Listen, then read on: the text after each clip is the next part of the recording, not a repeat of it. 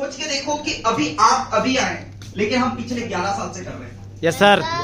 बताना चाहूंगा दोस्तों अपने बारे में, इन फ्रंट ऑफ नाम Rishi Bhelave, by qualification as a civil engineer, but bottom to top as a networker with e learning advisor with health and nutrition consultant, MI organic from MP MH and city. Madhya Pradesh, Maharashtra और छत्तीसगढ़ में काम करते हुए 11 साल हो चुके हैं। जितनी आपकी उम्र है उसमें 11 साल माइनस करिए, जितने बड़े आप थे बस उसी टाइम में अब इस इंडस्ट्री में एंट्री कर चुके हैं। सोच के देखिए, अगर आप 18 हैं तो 11 माइनस कर रही है, तो उस दिन आप कितने थे? 7 साल। बस उधर इधर तब आए हम दोस्त जी। 6 साल के 4 साल के थे।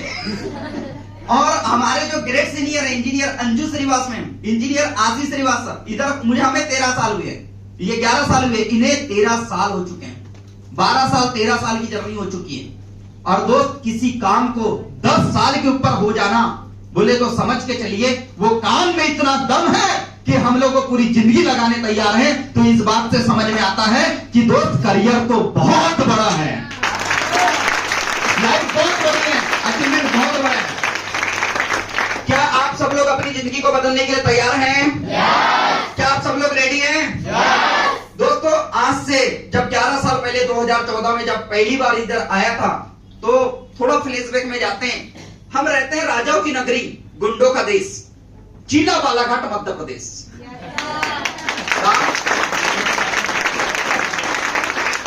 इधर राजा भी है, इधर प्रजा भी, सब बालाघाट जिले में सब मिलेंगे। और एक बात याद रखिएगा, मैंने 10 साल में मैंने बहुत जगह घूमा, बहुत जगह। इस भारत देश का मैं पूरा भ्रमण करना चाहता हूं। ये संकल्प के साथ इस इंडस्ट्री में हूं मैं सिर्फ जिले का नहीं, पूरे इंडिया का भ्रमण करना चाहता हूं इस संकल्प के साथ। लेकिन जहां पर भी मैं गया दोस्त, किसी स्टेट के लोग कहीं मिले चाहे मत मिले, बालाघाट जिले के हर जगह मिले यार, हर जगह मिले। कोई गुपचुप बेच रहा है, कोई छोले भटूरे कर रहा है, कोई जॉब कर रहा है, कोई कुछ कर रहा है, कोई कुछ कर रहा है, लेकिन बालाघाट जिले तो कहीं ना कहीं मिला है। क्यों? क्योंकि बालाघाट जिले वालों के अंदर क्वालिटी है वो। और आप इस जिले में पैदा हुए हो तो आप नसीब वाले हो कि एक ऐसे जिले में पैदा हुए हैं जहां के लोग इंडिया के हर कोने कोने में फैले हुए हैं। Yes sir. तो अगली बारी किसकी है? अगली बारी किसकी है? पूरे इंडिया में नाम बनाने की अगली बारी किसकी है? हमारी। लोगों तक के पहुंचने की अगली बारी किसकी है? हमारी। क्या तैयार हैं आप? Yes sir. बस इस मेंटलिटी के साथ जब मैं जिस स्कूल में पढ़ी, जिस गांव में मैं रहता हूँ, किरनापुर तहसील सुना है आपने? किरनापुर तहसील से आगे कीनी कलकत्ता, कीनी ककोड़ी गांव सुना होगा किसी ने? बस उसी कलकत्ता में मेरा जन्म हुआ। जिस गांव में मेरा जन्म हुआ वहां पर बिजली नहीं है। Yes sir. उस टाइम में बिजली नहीं थी। जहां मेरा जन्म हुआ वहां पर आकाश नहीं था। Yes sir.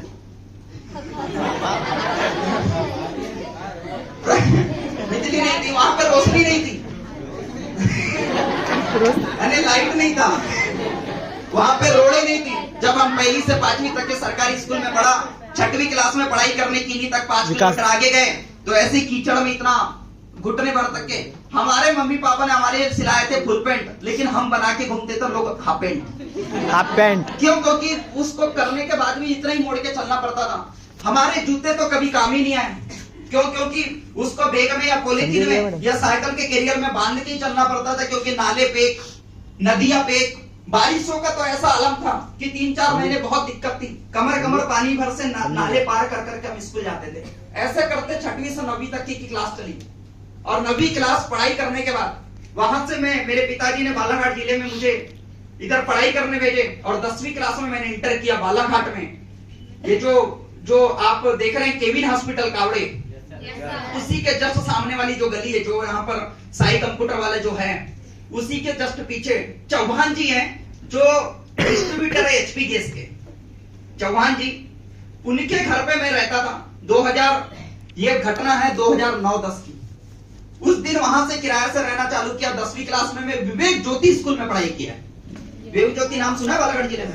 Yes sir. बस वो सुरभि नगर में। तो 10वीं वहां से मैंने पढ़ाई किया। 11वीं और 12वीं की मेरी पढ़ाई हुई। जस्ट जैसी 12वीं मैंने पास किया, उसके बाद में मेरे पिताजी ये सोचते थे कि बड़ा भाई कंप्यूटर साइंस इंजीनियर बने और छोटा भाई ऋषि बेलावे, बड़ा भाई Ravi Belawe computer science engineer, छोटा भाई सिविल इंजीनियर बन जाए, ताकि जो पंचायतों में जो काम होते हैं ना, उसमें जो इंजीनियर को बुलाया जाता, लाखों रुपए महीना उसको देशमुख इंजीनियर को दिया जा रहा था। तो मेरे पिताजी सोचते थे कि ये अगर सिविल इंजीनियर बन जाएगा तो हमारे ग्राम पंचायत जो गांव है, उस ग्राम पंचायत के पूरे काम ये संभालेगा, लाखों रुपए अपने घर पे आएंगे। इस मेंटलिटी के साथ मैंने सिविल इंजीनियरिंग में एडमिशन किया और पहला साल और दूसरा साल हो गया मेरा पढ़ाई करते हुए। और जहां पर सिविल इंजीनियरिंग में एडमिशन किया, भाई साहब अपना डोंगरिया, पहला और दूसरा साल अपन गायखुरी में पढ़ाई किए, 2 साल, 2013, 2012 और 2013 हम पढ़ाई किए 2 साल। 2014 में हमारी पहली बैच है जो डोंगरिया में हम पढ़ने गए। 2014 में सरदार पटेल कॉलेज डोंगरिया में 2014 में शिफ्ट हुआ और जो हम पहली बैच थे, इसी बालाघाट में, यही जन्म है अपना। और तब से लेकर 2009 से लेकर वहां रूम से रहे, फिर उसके बाद सुरभि नगर में विवेक ज्योति स्कूल के बाद 3 साल रहे, फिर थोड़ा सा और इधर आगे आइए तो ये वाला बर्ड्स एंड फ्लावर्स स्कूल जानते हैं आप, मोती नगर में, जस्ट उसके सामने में जॉन्टी टी स्टॉल, बस उसी गली में मैं 4 साल किराए से रहा। ऐसे करते हुए 2009 से लेकर 2020 तक 11 साल किराए से इस बालाघाट के अंदर में रहूंगा। यही बालाघाट जिला है, आप भी यही हो। मैं बताना क्या, पहले शुरू में क्या बोला, बालाघाट जिले के लोग पूरे इंडिया में घूम रहे हैं, अगली बारी इस लाइन को समझना, लास्ट तक अपन इसी मोटो पे चलेंगे।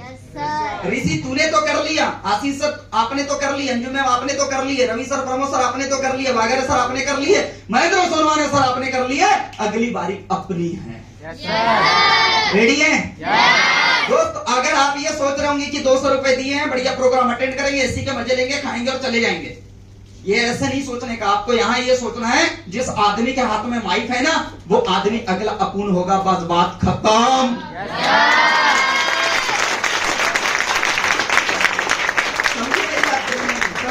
और ये बालाघाट है, यहाँ तो ऐसा भाई साहब, अगर किसी एक व्यक्ति को अगर आपने प्रपोज किया और उसने ठुकराया है तो कसम खाता है वो आदमी, साला तेरे को पाकर रहूंगा।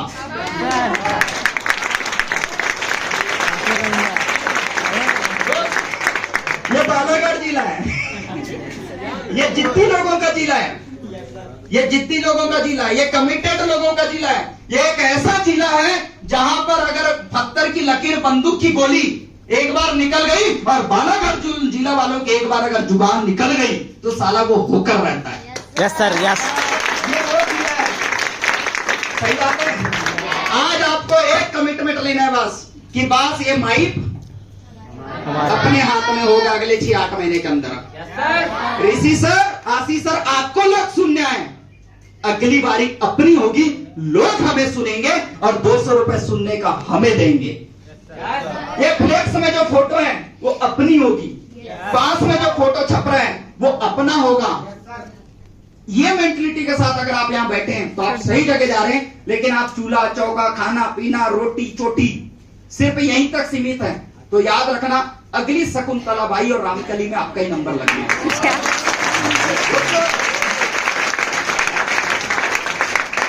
ये मेंटलिटी के साथ बालाघाट में 2 साल 2014 तक के पढ़ाई किया इंजीनियरिंग में। जब मैं 2012 में आया था ना, तो हम लोगों को वेलकम पार्टी दिया गया, कॉलेज में फ्रेशर पार्टी बोलते हैं। और हम लोग ने जिनको विदाई दी है, हमारे बेच वाले जो हमारे सीनियर थे, तो उनको क्या बोलते हैं, फेयरवेल पार्टी। तो हमने सोचा कि यार उनको फेयरवेल दिया, हमको उन्होंने फ्रेशर दिया फ्यूचर। फिर हमने 2 साल पढ़ाई करने के बाद मैंने सोचा कि जिन सीनियरों को हमने फेयरवेल दिए थे तो वो तो इंजीनियर बन गए, तो वो कर क्या रहे हैं। तो हमने 3-4 सीनियरों को मैंने फोन लगाया, तो एक बोलता है हमने किराना दुकान खोले हैं। तो मैंने बोला क्या उसके लिए मैकेनिकल इंजीनियरिंग करना जरूरी था। एक बोलता हम श्रीराम फाइनेंस में काम कर रहे हैं। मैंने बोला सर उसके लिए इंजीनियरिंग करना जरूरी था। एक बंदा बोलता है हम जियो का पोर्ट अप करने का, सिम पोर्ट करने का काम कर रहे हैं। मैंने बोला उसके लिए इंजीनियरिंग करना जरूरी था। एक बंदा बोलता है कि हम किराना दुकान का डिस्ट्रीब्यूटर बन के घूम रहे हैं। मैंने बोला उसके लिए इंजीनियरिंग करना जरूरी था। एक बंदा बोलता है ऑटो गैरेज में काम कर रहे हैं, एक बंदा बोलता है ग्राहक सेवा केंद्र खोलें। मैंने बोला भाई साहब मेरा भविष्य का क्या होगा, क्योंकि कभी सास भी तो बहुत ही अपना फ्यूचर का क्या होगा। ये मेंटलिटी, इस सोच के साथ जब मैं वहां से मैं सोचा कि 2 साल हो गए, 69% का डिग्री था सर, बहुत मेहनत कर रहा था पढ़ाई में। सुबह 5:30 बजे उठता था, 6 बजे से कोचिंग, 8:30 बजे तक के कोचिंग, सुबह 2 घंटे कोचिंग, वहां से मेरा मोती नगर में रूम था, वहां से साइकिल उठाता था, छोटी साइकिल थी जो मध्य प्रदेश सांसद से मुझे मिली थी, और उस साइकिल को ये बालाघाट के बस स्टैंड के पास जो पोस्ट ऑफिस है, पोस्ट ऑफिस का जो पीछे वाला गेट है जहां पर कबाड़ा पड़ा रहता है, वो पीछे वाले गेट के पास डायमंड जो बूट हाउस है उसके जस्ट सामने में हम वहां पर साइकिल रखता था और 5 रुपए में बस बैठता था और डोंगरिया उतरता था। 9:40 में मेरा कॉलेज स्टार्ट होता था, 5:15 में छुट्टी होती थी, वहां से फिर बस बैठ के 5 रुपए में बस स्टैंड आते थे, फिर वहां से साइकिल पकड़ता था और दीनदयालपुरम में शुक्ला सर के घर में कोचिंग जाता था और शाम को 6:30 बजे से रात में 8:30 बजे तक की फिर कोचिंग करता था।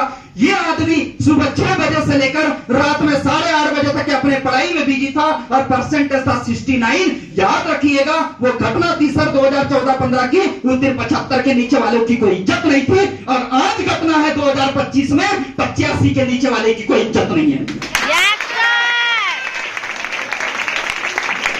याद रखिएगा। मैं पूछना चाहता हूं, है कोई 85 के ऊपर वाला यहाँ? अगर है तो आपका जो लक्ष्य है, जो मोटो है, जो एम है, जो ड्रीम है, जो टारगेट है, जो भी आपने सोचा, जो भी मकसद है सर, वो पूरा हो जाएगा, उसमें दम लगाइए। अगर नहीं है 85 के ऊपर और 85 क्रॉस नहीं किए तो याद रखिएगा, कोचिंग में, कॉलेज में, पढ़ाई में, ये सब चीज में टाइम वेस्ट मत कीजिए। आज ही ऐसे कोई काम की शुरुआत कर लीजिए ताकि आने वाले 5 साल 7 साल बाद पछताना ना पड़े।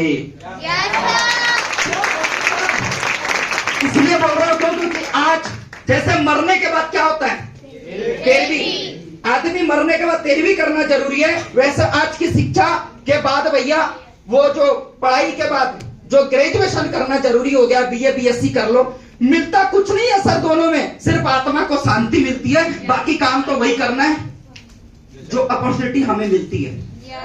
क्लियर है दोस्त? ऐसे करते हुए मैंने 2014 में सोचा कि अब 69%, 75 के नीचे इज्जत नहीं है, और अभी कितने के नीचे इज्जत नहीं है? 85 के नीचे ना अपन, तो अपना ज्ञान नहीं लगाने का, दिमाग नहीं लगाने का, इतना सोचो कि जो मौका मिला उसको पकड़ो और आगे बढ़ो चुपचाप। क्योंकि याद रखना 5-7 साल बीत जाएंगे सिर्फ ज्ञान देते और ज्ञान लेते, सिर्फ एक दूसरे को। और बात बताऊं मैं आपको, अगर बालाघाट जिले में एक और प्रॉब्लम है, कोई किसी की सुनना नहीं चाहता, एक सबसे बड़ी प्रॉब्लम है, और वो अपने टी शर्ट में लिखवाता है अपना टाइम आएगा, और वो टी शर्ट लेके जाता है। बालाघाट जिले में एक प्रॉब्लम हो रहा है, वो टी शर्ट ले लेता है 150 रुपए की और लिखता है अपना टाइम आएगा। ऋषि बेलावे उसको बोल रहा है भाई बीए करते करते इस काम की शुरुआत कर ले, बोलता मैं क्यों करूंगा, अपना टाइम आएगा। बीएससी कर रहा है भाई, कर ले, अपना टाइम आएगा। 22 साल का हो गया, बोलता अपना टाइम आएगा। 25 साल हो जाता है, 5 ठेले में गुटखा, 2 कौवा दारू, अब जाके किसको आंख मारू लगा है। उस आदमी को समझाया जा रहा है, उस आदमी को मैं समझा रहा हूं भाई अब तो कर ले, बोलता है अपना टाइम आएगा। सर 25 साल की उम्र हो गई, 25 साल की उम्र हो गई, पड़ोसन को उठा के घर में लेकर आ गया। उसके बाद मैं बोल रहा हूं अब तो शादी हो गई, अब बाल बच्चे होंगे, अब तो कर ले, बोलता है करेंगे, अपना टाइम आएगा। 40 साल की उम्र हो जाती है, सरकारी स्कूल में बच्चे पढ़ाई करते हैं, इलाज के लिए सरकारी अस्पताल, सफर के लिए सरकारी बस, सफर के लिए सरकारी ट्रेन, 10 रुपए का टिकट तक के नहीं कटाते दोस्त। और जब मैं उसी इंडस्ट्री की जब मैं बात करता हूँ, इधर एडमिशन कर ले, मेरे को शर्म आता है। अरे शर्म तो उस दिन आना चाहिए जिस दिन बिना टिकट का सफर करते हो। शर्म उस दिन आना चाहिए, शर्म उस दिन आना चाहिए जिस दिन आप किसी को लिफ्ट मांगते हो, खुद की गाड़ी क्यों नहीं है। शर्म उस दिन आना चाहिए जहां पर लिखा है धूम्रपान करना निषेध है और गुटखा खा के थूक देते हो, शर्म क्यों नहीं आया। अरे जहां पर लिखा है कि भाई साहब पढ़े लिखे हो तो अपना बिजनेस शुरू करो, लेकिन नौकरी के लिए किसी का दरवाजा खटखटाते हो, तब शर्म क्यों नहीं आता। अरे दोस्त शर्म क्यों नहीं आता। जब मैं उस दिन सोचना, शर्म की बात कर रहा हूं, जब इस बिजनेस को करने में शर्म आता है, अरे लोगों को भीख मांगते हो तब शर्म क्यों नहीं आता। लोगों के सामने पैसे के लिए गिड़गिड़ाते हो तब शर्म क्यों नहीं आता। गुपचुप के लिए 20 रुपए नहीं होता तब शर्म क्यों नहीं आता। माँ काम करने खेत में जा रही है तो शर्म नहीं आता। 50 साल की उम्र हो गई है, उसके बाद भी उसके माँ बाप 50-60 साल के हो गए, वो काम करने जा रहे हैं और औलाद बेडरूम बाथरूम कर रहा है, शर्म नहीं आता।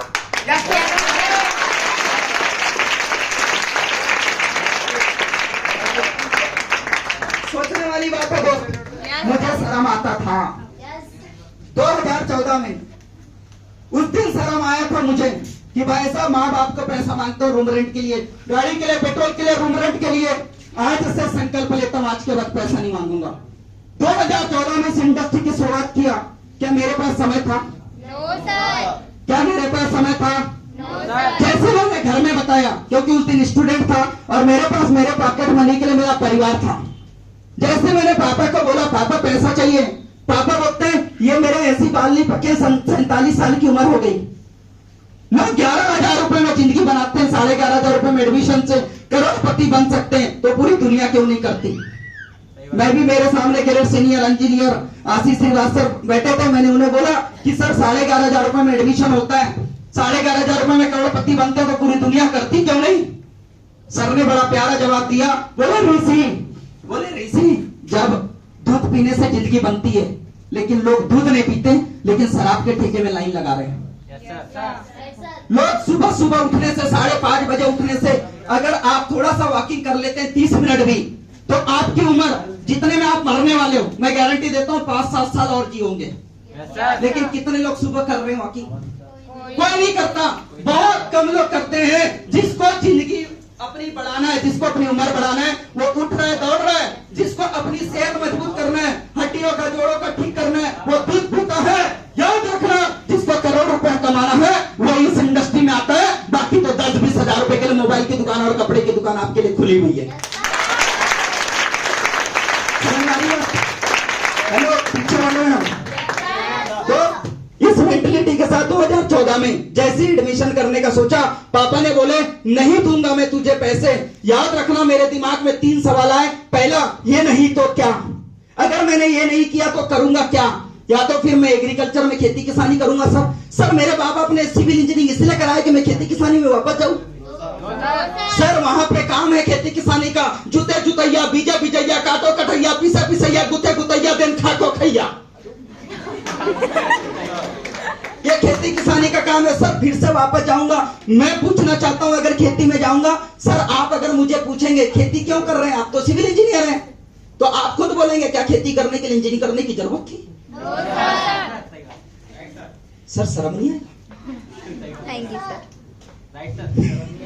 सोच के देख, कोई भी बोल देगा मुंह पे। दोस्त मैं समझाना चाह रहा हूं, बड़ी गौर से सोचने वाली बात है। आज आप लोगों के बिना जेल के बाल खड़े होने लग गए होंगे।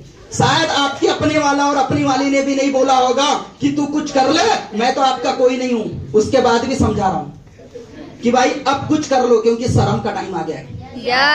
अपना टाइम आएगा, अपना टाइम आएगा। लिखवा लिया 50 साल की उम्र हो गई, अब तो कर ले, बोलता नहीं करेंगे। 60 साल में बोलता अपना अब तो कर ले, बोलता नहीं करेंगे। 70 साल की उम्र हो गई, हॉस्पिटल में, बूढ़ी अस्पताल में उसको एडमिट किया गया और डॉक्टर ने बोला इनका टाइम आ गया है।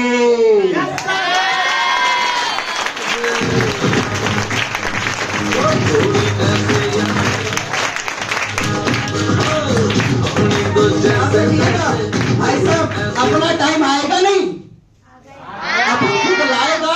और वो कब से लाएगा? कब से लाएगा? कब से लाएगा? आज से लाएगा, क्योंकि जिनने बोला परसों उसके बीत गए बरसों, जिनने बोला कल उसका गया कल, और जिसने बोला उसने किया महेंद्र सिंह के जैसे राज।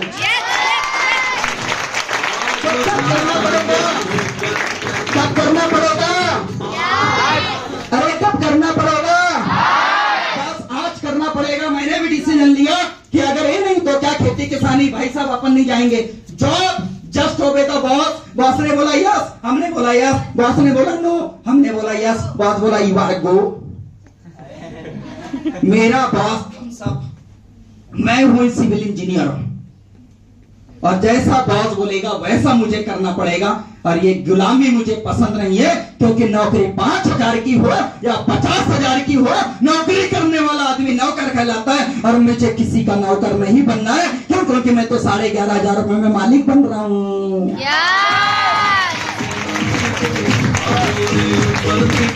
मेरे को तो 11,500 रुपए में 11,500 रुपए में मालिक बनने का मौका मिल रहा, मैं क्यों नौकरी करूं? दोस्त पैसा कम ही सही, लेकिन बड़ा मालिक नहीं तो छोटा ही सही, लेकिन मालिक तो है। दोस्त इस मेंटलिटी के साथ ये सोचा, फिर मैं सोचा यार पैसा बिजनेस करने के लिए अपने पास पैसा नहीं है। पापा जी को मैंने बोला ये काम मुझे करना है, पिताजी ने मुझे मना कर दिया। दूसरा सवाल आया, ये नहीं तो पहला सवाल ये नहीं तो क्या, ये सब तो अपन नहीं करने वाले। लास्ट में जवाब आया कि भाई साहब 11,500 रुपए में मालिक बनने का मौका मिल रहा है ऋषि, तू इस काम को कर ले। दूसरा सवाल एक चीज और है, अब नहीं तो कब। मुझे मोबाइल कब चाहिए, गाड़ी कब चाहिए, लैपटॉप कब चाहिए, कार कब चाहिए, बंगला कब चाहिए, इज्जत शोहरत कब चाहिए, मान सम्मान कब चाहिए, प्लेन का सफर कब चाहिए, गोवा कब जाना है, मलेशिया कब जाना है, बैंकॉक कब जाना है, तू ट्रेवलिंग कब घूमना है, तू इंडिया कब घूमना है। अभी तो मैं कल करूं ये मोबाइल, कब करना पड़ेगा, क्योंकि सब कुछ मुझे अभी चाहिए, तो अभी स्टार्ट करना पड़ेगा। ये डिसीजन ले लिया मैंने कि अभी करना पड़ेगा। दिमाग में आया कि हर आदमी किसी ना किसी चीज का जुगाड़ करता है, मुझे भी जुगाड़ करना पड़ेगा। तो मेरे पास एक साइकिल जो थी उसको मैंने बेचा नर्मदा नगर में, ये जो चोरे करके कोई एक साइकिल स्टोर से चौक में, हाँ चौरे, वहां पर मैंने 700 रुपए में अपनी साइकिल बेचा है सर। ये 2014 की घटना है। ये सॉरी 1200 रुपए में मैंने अपनी साइकिल बेचा। माधव मोबाइल गैलरी, ये जो सराफा लाइन में माधव मोबाइल गैलरी है सर, वहां पर 2300 रुपए में कीपैड का फोन बेचा, 1200 रुपए में साइकिल बेचा, 2300 रुपए में माधव गैलरी में 2300 रुपए में अपना फोन बेचा, 3500 का जुगाड़ किया। मम्मी से 3000 रुपए कोचिंग के नाम पर लिया कि मम्मी ऐसा काम करने जा रहा हूं, देखना आपको गर्व महसूस होगा, क्या औलाद पैदा की मैंने। 3000 रुपए का जुगाड़ करके दो मुझे। ऐसे करते हुए 6500 रुपए हो गए। और दोस्त उसके बाद अपनी एक फ्रेंड को फोन लगाया, 4500 रुपए उधार चाहिए, तो वो बोलती है काले कलूटे 5 रुपए का फेयर लवली लगाने के लिए तेरे पास पैसा नहीं होता, और बात करता 4500 रुपए। लड़की थी ना, लड़की थी। मैंने उसको बोला भाई साहब, मैंने उसको बोला टेंशन मत ले, एक दिन तू मुझे फोन करेगी और मैं उस फोन का इंतजार करूंगा कि तू मुझे पैसा मांगेगी, और वो पैसा मैं जानबूझकर दूंगा, और ये कहानी पूरी दुनिया को सुनाऊंगा। तो उनने मुझसे 2014 में मैंने मांगा था पैसा, नहीं दी। 2018 में मुझसे 500 रुपए उसने मांगी, और 8-7 साल हो गए अभी तक रिटर्न नहीं की। क्यों? क्योंकि 2014 में जब सफर की शुरुआत कर रहा था, ठुकराया। 7-8 लोगों का पैसा मांगा, सबने ठुकराया। एक लड़के ने, उसके पेरेंट्स ये नर्मदा नगर में उधर रहते हैं, लोधी सरनेम से हैं, उनके पिताजी गवर्नमेंट इलेक्ट्रिक विभाग में हैं, उनके 50-60 हजार रुपए मंथली पेमेंट आता था। वो अपने लड़के को 20,000 रुपए तो सिर्फ खर्च करने देते थे। वो लड़का वो पूरे 20,000 रुपए को महीने भर उड़ाता था। उससे मैंने 4,500 रुपए देखा, उधार लिया तो 5% का ब्याज ठोका, 5% का ब्याज ठोका। और दोस्त ऐसे करते हुए 4,500 रुपए आ गए, और शुरुआत कर लिया इस इंडस्ट्री का। 11,000 रुपए मेरे पास 500 थे। उसके दिमाग में किसी ने ये बात डाल दिया कि अगर ऋषि ने तुझे 4,500 रुपए नहीं दिया तो तेरा क्या होगा लल्ला, तेरा क्या होगा।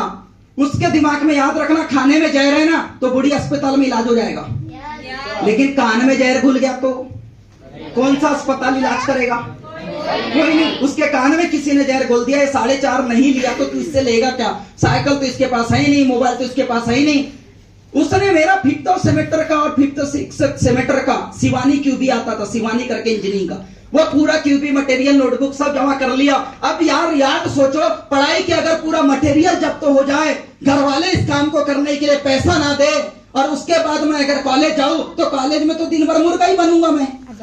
मास्टर बोलेगा कॉपी कहाँ है, पुस्तक कहाँ है, जाना बंद कर दिया दोस्त। मैंने बोला रख ले तू पूरी नोटबुक, और 5th सेमेस्टर में इधर इस डायरेक्ट सेलिंग में एडमिशन किया। और याद रखना, जो 69% वाला डिग्री था वो 83 में पहुंच गया। अब पॉइंट वो 83 का नहीं है, वो कैसे, क्योंकि थ्योरी में 70% का पेपर होता था, 80% का प्रैक्टिकल होता है सर। उस प्रैक्टिकल में soft skill, hard skill, communication, presentation, motivation, knowledge, thinking level, body language, interview की preparation, dress code, eye contact, facial expression, सब कुछ देखते हैं। जबकि इस चीज का कभी वो लोग प्रैक्टिस नहीं करवाते, कभी क्लास नहीं लगवाते, कभी इस चीज को सिखाते नहीं है, और उसमें नंबर काटते हैं लोग।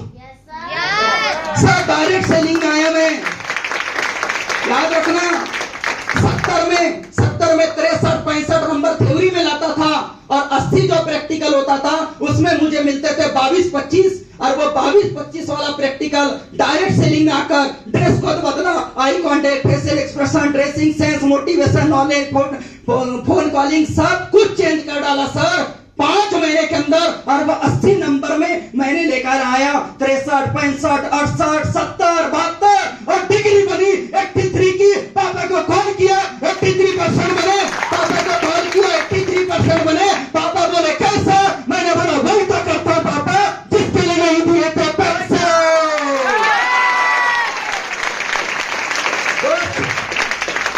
और ऐसे करते हुए 83 का डिग्री, उसके बाद सर 83%। याद रखना, उस दिन बोला था 75 के नीचे वाले की इज्जत नहीं है, अब मैंने 75 भी क्रॉस कर डाला। ये घटना 2015-16 की, अभी तो 85 के नीचे इज्जत नहीं है। उस दिन 83-75 क्रॉस मार डाला। लेकिन दोस्त, कॉलेज जाना बंद, सुबह 2 कोचिंग, शाम को 2 कोचिंग, पूरे सरदार पटेल कॉलेज में अटेंडेंस का 8,000 रुपए फाइन भरा हूं मैंने। कितना? 8,000 रुपए।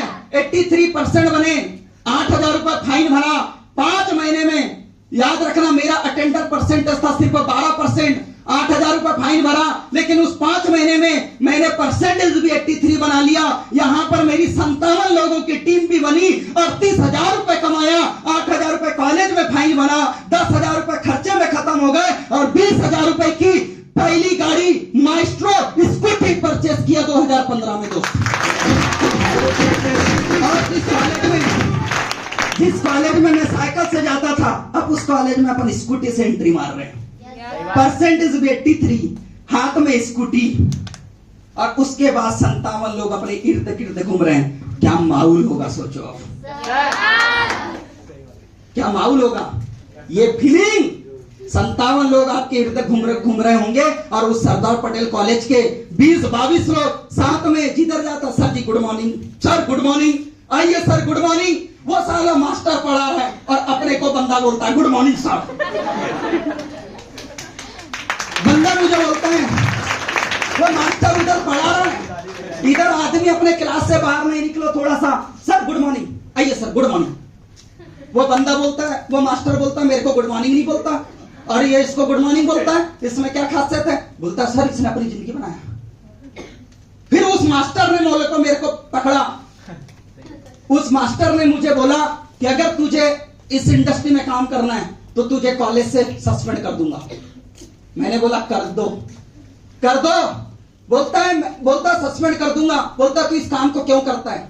कि तूने परसेंटेज 83 बना लिया, एमएनसी कंपनी में चले गया, तू चले जाएगा तो तुझे 20-25 हजार रुपए महीने की जॉब मिल जाएगी, 40,000 रुपए महीने की जॉब मिल जाएगी।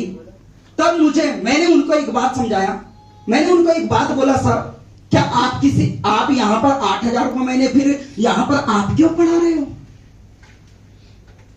20-25 हजार में मुझे जॉब मिल जाएगी तो फिर आपको तो मिल सकती है ना, तो फिर आप 8,000 में क्यों पढ़ा रहे हो? आपको पैसा पूरा लगता है क्या? पैसा अच्छा लगता है ना, तो 25,000 में जाओ ना, किसी इंगना में काम कर लो। आप भी तो मैकेनिकल इंजीनियर हो, आप मुझे पढ़ाए हो, 83% मेरा बना, ठीक है। मुझे आप बोलते हो कि जाओ वहां पर जॉब कर ले 30,000 रुपए महीने से, 25,000 रुपए महीने से, फिर आप 8,000 में क्यों कर रहे हैं? ये बताइए। याद रखिएगा सर, जिस काम को आपने नहीं किया ना, उस काम के बारे में कभी किसी को गाइड मत करो। मैंने बोला क्या पता क्या उसमें करंट है या नहीं। मैंने सर को बैठ के कहानी समझा रहा था। ये कहानी समझा रहा था कि एक अंधा लड़का, एक अनपढ़ लड़का को भूख लगी, प्यास लगी, और सर उसको पढ़ना नहीं आता। एक तालाब में पानी था, वो वहां पर जाकर पानी पी लिया। कुछ पढ़े लिखे लोगों ने देखा, बोलता है कि जहां पर तूने पानी पिया वो बिजली है, पावर प्लांट लगा हुआ है, वहां पर क्या बोलना चाहिए, पूरा पावर हाउस लगा हुआ है, वहां करंट है, और तू वहां पर पानी पीकर आ गया। बोलता मैं तो साहब मैं तो अनपढ़ हूं, मेरे को थोड़ी पता यहाँ खतरा लिखा है, डेंजर लिखा है। मैं तो प्यास लगी थी, पानी पी लिया। लेकिन वो अड़पन आदमी ये समझा रहा है, अनपढ़ आदमी, कि जहां जहां मैंने कदम रखा हूं, गारंटी देता हूं, जहां जहां मैंने कदम रखा हूं वहां पर करंट नहीं है, तू भी कदम रख ले, तू भी पानी पीना आ सकता है। बस मैं गुरुजी को यही समझा रहा था कि जहां पर आपने कदम नहीं रखे मुझे कैसे भेज सकते हो। मेरे ग्रेट सीनियर आशीष सर ने जहां पर कदम रखे हैं वहां करोड़ रुपए आते हैं और वो ये बोलते हैं इस इंडस्ट्री को कर ले तुझे भी करोड़ रुपए आएंगे। तो मैं आपको फॉलो करूं कि मैं आशीष सर को करूं? आप ही बताइए। आशीष सर। मैं किसको फॉलो करूं, आपको या आशीष सर को? आशीष सर को। बंदा बोलता है, मैंने बोला सर उन्होंने कदम रखे हैं ऐसी इंडस्ट्री में जहां से करोड़ों आते हैं और उनका यह कहना है कि तू भी कदम रख, वहां करंट नहीं है तुझे भी करोड़ आएंगे। लेकिन सर आप तो जहां गए नहीं हो वहां आप मुझे भेज रहे हो, क्या गारंटी है वहां करंट है या नहीं? सही बात है दोस्त याद रखिएगा, मैं आपको यह समझाना चाहता हूं स्टोरी के थ्रू, जिस व्यक्ति ने जिस काम को नहीं किया वो आदमी कितना भी बताए उसकी कभी नहीं सुनना। लेकिन जो पहले से कर रहा है अगर वो उस काम के बारे में बताए तो उसकी सुन लेना, कर लेना।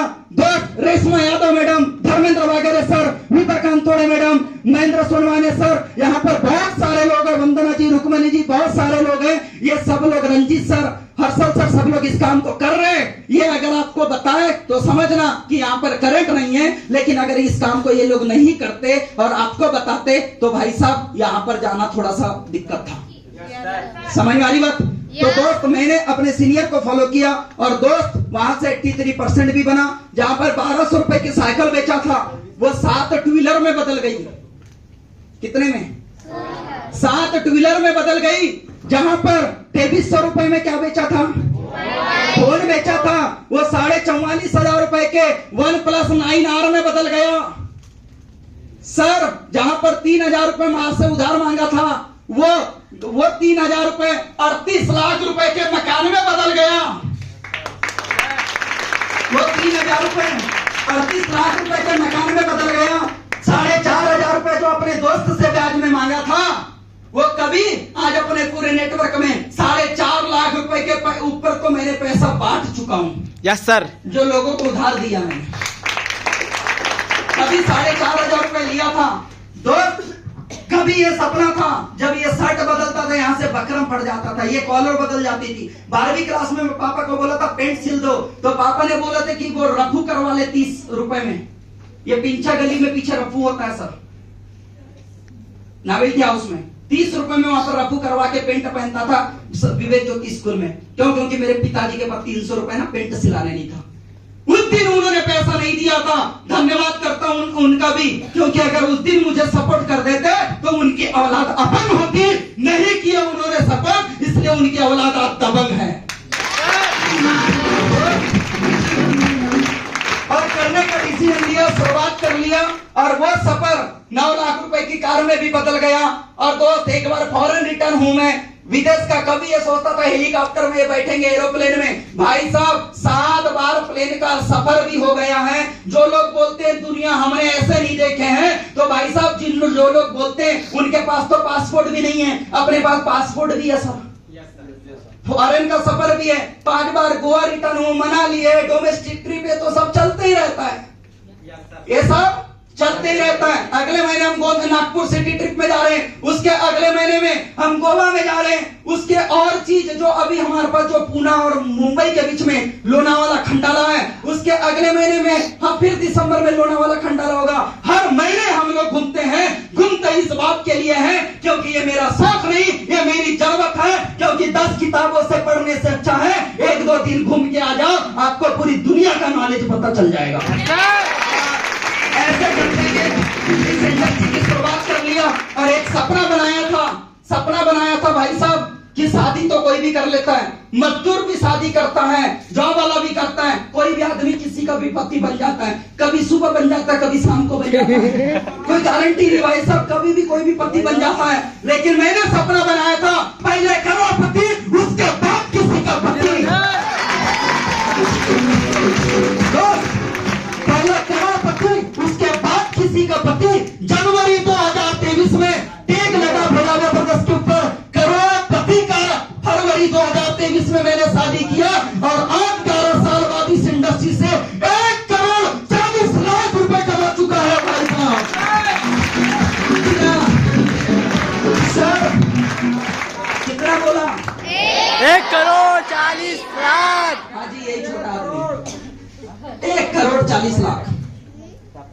सोच के देखिए सर, 11,500 रुपए में काम होता है। कितने लोग 1 करोड़ रुपए चाहते हैं? कितने लोग हजारों रुपए लगा के करोड़ रुपए कमाना चाहते हैं? Yes sir. तो दोस्त, ये इंडस्ट्री आपके लिए बैठी है, ये ऋषि मेला में आपके साथ है। बालाघाट जिले में जन्म हुआ है, बालाघाट जिले में तहलका मचाने के लिए तैयार है।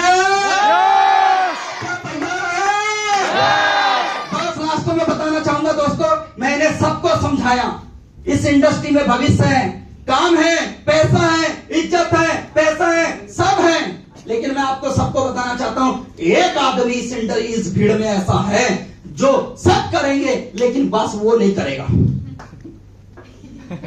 ये पूरे भीड़ में सर एक क्वालिटी मेरे अंदर और है, ये पहचानने की कि कौन नहीं करेगा। Yes sir. बताओ वो कौन है? Yes sir. बुरा तो नहीं लगेगा? पक्का? तो भाई साहब, एक बार की बात है, ये उत्कृष्ट ग्राउंड में उत्सव मेला लगा। वहां पर एक राजाराम नाम के व्यक्ति थे। उन्होंने एक गिलास रखा, पूरा गिलास, आसपास चौकोन वाले एक गिलास बनाया, उसके अंदर में एक गधा रखा। क्या रखा? और बोला कि गधे से मिलना है आपको, और उसकी टिकट है 100 रुपए। कितना? 100। सभी लोग गधे से मिलने गए और वहां ऑफर रखा कि एंट्री फीस है 100 रुपए, और गधे के कान में ऐसा कुछ तुम्हें बोलना है जिससे वो गर्दन हिला दे। अगर उसने गर्दन हिलाया तो आपको 1,00,000 रुपए इनाम है। कितने लोग जाएंगे वहां? 100 रुपए टिकट है, गधे के कान में ऐसा कुछ बोलना है जिससे गधा गर्दन हिला दे और आपको मिलेंगे 1,00,000 रुपए। कितने लोग चलेंगे? 100 रुपए से 1,00,000 रुपए कमाने का मौका है। गधे के कान में ऐसा कुछ बोलना है जिससे वो गर्दन हिलाए बस। कितने लोग चलेंगे? सब लोग चलेंगे? अरे 100 रुपए लगाओ, लाखों रुपए कमाओ। कितने लोग चलने तैयार है? हाथ तो खड़े करो। पक्का सब लोग चल रहे हैं? बाप दोस्त, ऐसे ही सब लोग गए, 100 रुपए लगाए, गधे के कान में बोले, पता नहीं क्या क्या बोले, वो गर्दन ही नहीं हिला रहा है। ऐसे उसने 100-200 रुपए लोगों से 100 रुपए कमा लिया सर। राजाराम सर ने 100 रुपए कमा लिया। ऐसे करते करते दिन हो गए। एक दिन गए मिस्टर वागरे सर, इनने भी 100 रुपए लगाए, क्योंकि इनको पता था कि 100 रुपए लगाने से कितना आता है? 1,00,000। ये उसके कान में गए और उसको पता नहीं क्या बोले और वो गर्दन हिला दिया। जैसे ही गर्दन हिलाया, इनने बोले लाओ 1,00,000। वो राजाराम सर बोलते हैं कि भाई साहब तूने ऐसा क्या बोला? इधर उत्सव मेला में मैं 10 दिन से बैठा हूं, एक गर्दन ही हिला रहे हैं, और तूने ऐसा क्या बोल दिया जिससे गर्दन हिला दिया? बोलता है मैं नहीं बताता, क्योंकि गर्दन हिलाने का पैसा है, बताने का थोड़ी है। गर्दन हिलना चाहिए बस। बात दोस्त, गर्दन हिला, ये बोलता है बताऊंगा लेकिन 3,00,000 चाहिए। वो बोलता है ठीक है मैं 3,00,000 देने तैयार हूं, तू बता तो सही तूने ऐसा क्या बोला उस गधे के कान में जिससे उसने गर्दन हिला दिया? तो इन्होंने ये बोला, क्या तू ये मुआयन करेगा? तो गधे ने बोला नहीं करेगा। दोस्तों, इस भीड़ के अंदर में, इस मल्लिकार्जुन होटल के अंदर में सभी लोग इस्तेमाल करेंगे, सिर्फ एक व्यक्ति नहीं करेगा जो गधा होगा। कौन नहीं करेगा? जो अरे जोर से बोलो, सब करेंगे लेकिन कौन नहीं करेगा? कौन नहीं करेगा? वो सिर्फ एक व्यक्ति अमल नहीं करेगा जो गधा होगा।